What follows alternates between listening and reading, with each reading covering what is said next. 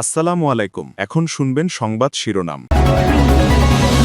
কাঁচা বাজারে কয়েকটি পণ্যের দাম বেড়েছে কয়েক গুণ। যোগানে ঘাটতি নেই জানালেন বাণিজ্যমন্ত্রী। মূল্য সহনীয় রাখতে কাজ করছে সরকার। নকলের মতোই মাদক, সন্ত্রাস ও কিশোর গ্যাং মুক্ত দেশ গড়ার প্রত্যাশা শিক্ষামন্ত্রীর। আগামী বছর থেকে নেওয়া হবে না পুনর্ভর্তির ফি জানালেন প্রতিমন্ত্রী। জামালপুরের চেকপোস্টের কাছে ট্রাকের চাপায় বাবা ছেলে নিহত। পুলিশের উপর বিক্ষুব্ধদের হামলা। 4 জেলায় সড়কে প্রাণ গেছে আরো 5 জনের।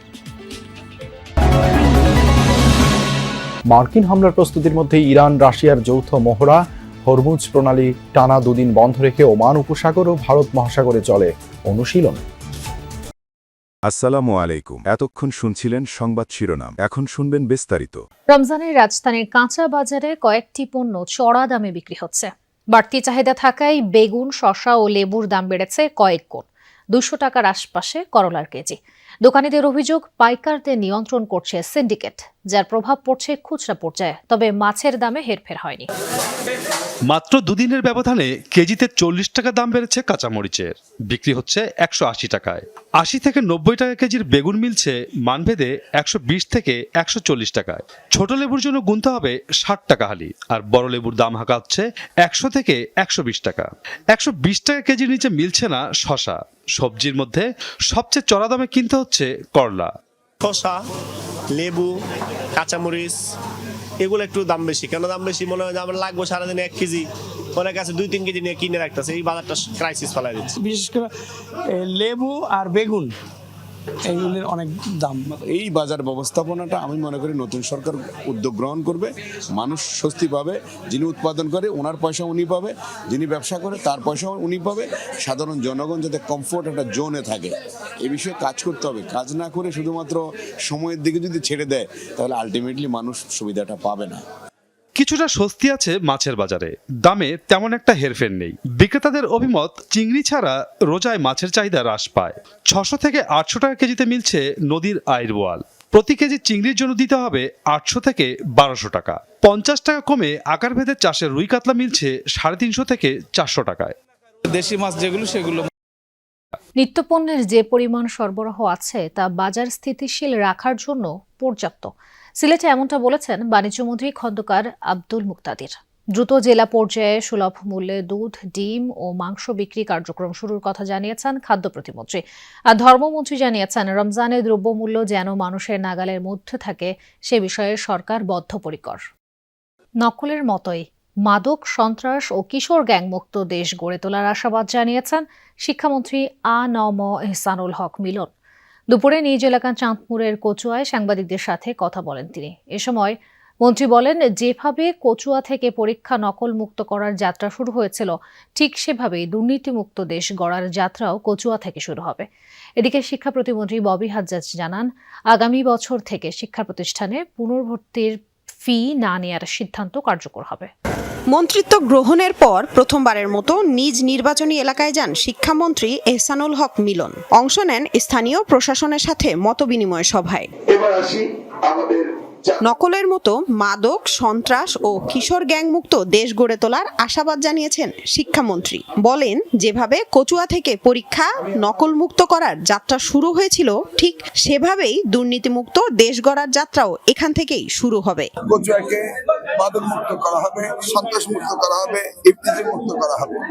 নকল যেভাবে যাত্রা শুরু হয়েছিল কচুয়া থেকে, মাদক মুক্ত যাত্রা আমরা কচুয়া থেকে শুরু করব। এদিকে শিক্ষা প্রতিমন্ত্রী Mohammadpur residential school and college সংলগ্ন জাহাঙ্গীর কবির নানক সরণির নাম পরিবর্তন করে জুলাই শহীদ ফারহান ফাইয়াজ সরণি ফলক উদ্বোধন করেন। এ সময় প্রতিমন্ত্রী জানান, শিক্ষা প্রতিষ্ঠানে পুনর্ভর্তির ফি না নেয়ার সিদ্ধান্ত আগামী বছর থেকে কার্যকর হবে। এছাড়া প্রাথমিকের সহকারী শিক্ষক ও প্রধান শিক্ষকদের বেতন বৈষম্য সিদ্ধান্তের আলোচনা চলমান। আগামীতে কোনো হুটহাট ডিসিশন আমাদের হবে না, সবকিছু কনসালটেশনের মাধ্যমে। সো এই যে আমরা কিছু বাতিল করছি, এটা কিন্তু বাতিল হচ্ছে আগামী অর্থ বছরে যে, মানে আগামী অ্যাডমিশন ইয়ারে যে। সো সেটা আমরা ইতিমধ্যে করে দিয়েছি বা করার প্রসেসটা শুরু করে দিয়েছি। কিন্তু পিছনে কি হয়েছে সেগুলো সবার কনসালটেশন নিয়ে হবে, কারণ সময় দিতে হবে সবাইকে। শিক্ষকের উপরে দায়িত্ব অনেক বড়। দেশ গঠনের, দেশের ভবিষ্যৎ গঠনের দায়িত্ব শিক্ষকদের উপরে, তাহলে সেটারও মূল্যায়ন হতে হবে। সেই সব কিছু সঠিকভাবে মূল্যায়ন। সাপ্তাহিক ছুটির দিনে সড়ক দুর্ঘটনায় 5 জেলায় প্রাণ গেছে 7 জনের। জামালপুরে পুলিশের চেকপোস্টে গাড়ি থামানোর সময় ট্রাকের চাপায় মৃত্যু হয়েছে মোটরসাইকেল আরোহী বাবা ছেলের। দুপুরে শেরপুর ব্রিজ এলাকায় ঘটে এই দুর্ঘটনা। স্থানীয়রা জানায় চেকপোস্টে শেরপুরগামী একটি ট্রাককে দাঁড়ানোর জন্য নির্দেশ দেয় পুলিশ। এ সময় পেছন থেকে একটি মোটরসাইকেল পাশ কাটিয়ে যাওয়ার সময় বিপরীত দিক থেকে আসা আরেকটি ট্রাক চাপা দেয়। ঘটনাস্থলে প্রাণ হারান দেলোয়ার হোসেন ও তার ছেলে ইশতিয়াক। এই ঘটনায় পুলিশের উপর হামলা করে বিক্ষুব্ধ জনতা, সেই সাথে সড়ক অবরোধ করে তারা। নোয়াখালীতে তেলবাহী লরি চাপায় প্রাণ গেছে একজনের, আহত 3 জন। সকালে কবিরহাট সোনাপুর এলাকায় ঘটে এই দুর্ঘটনা। স্থানীয়রা জানায় দোকানের মালামাল আনতে 2 ছেলেকে মোটরসাইকেলে কবিরহাট যেতে বলছিলেন শফিকুর রহমান। এই সময় একটি তেলবাহী লরি নিয়ন্ত্রণ হারিয়ে তাদের চাপা দিয়ে পাশের দোকানে ঢুকে পড়ে। ঘটনাস্থলে প্রাণ হারান শফিকুর, আহত হয় তার 2 ছেলে সহ 3 জন। এই ঘটনায় 2 ঘন্টা সড়ক অবরোধ করে রাখে স্থানীয়রা। এদিকে দিনাজপুরের বিরামপুরে ট্রাকের ধাক্কায় মোটরসাইকেল আরোহী 2 জন নিহত হয়েছেন। দুপুরে কলেজ বাজার এলাকায় এই দুর্ঘটনা ঘটে। এছাড়া মানিকগঞ্জ ও কিশোরগঞ্জ সদরে সড়ক দুর্ঘটনায় 2 জন নিহত হয়েছেন। যুক্তরাষ্ট্র যখন ইরানে হামলার প্রস্তুতি নিচ্ছে, তখন মধ্যপ্রাচ্যে যৌথ মহড়া চালালো রাশিয়া। চলমান উত্তেজনার মধ্যে ওমান উপসাগর ও ভারত মহাসাগরে অনুষ্ঠিত হয়েছে মস্কো তেহরানের নৌমহড়া। এদিকে ইরানকে চুক্তির জন্য সময়সীমা বেঁধে দিলেন ডোনাল্ড ট্রাম্প। হুঁশিয়ারি, 10 থেকে 15 দিনের মধ্যে চুক্তিতে না পৌঁছালে পরিণতি হবে ভয়াবহ। জলপথে শত্রু মোকাবেলায় চলছে রণপ্রস্তুতি। যুদ্ধজাহাজ থেকে হামলা ঠেকাতে রুশ ও ইরানি নৌবাহিনীর এই অনুশীলন। ট্রাম্প প্রশাসন যখন পারমাণবিক চুক্তির জন্য তেহরানকে হুমকি ধামকি দিচ্ছে, সে সময় মিত্রের সাথে মহড়ায় অংশ নিল মস্কো।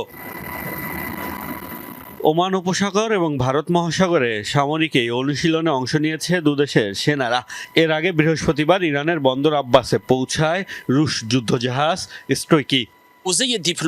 প্রতিরক্ষা কূটনীতির অংশ হিসেবে নিয়মিত মহড়া পরিচালনা করে ইরানি নৌবাহিনী। এর মধ্যে রয়েছে দক্ষিণ আফ্রিকার ব্রিক্স জোটের নৌমহড়া, ভারতের বিশাখাপত্তনমের মহড়া, রাশিয়ার সাথে যৌথ মহড়াও আমাদের নিয়মিত পরিকল্পনার অংশ। এদিকে ইরানকে সর্বোচ্চ 15 দিন সময় বেঁধে দিয়েছেন মার্কিন প্রেসিডেন্ট।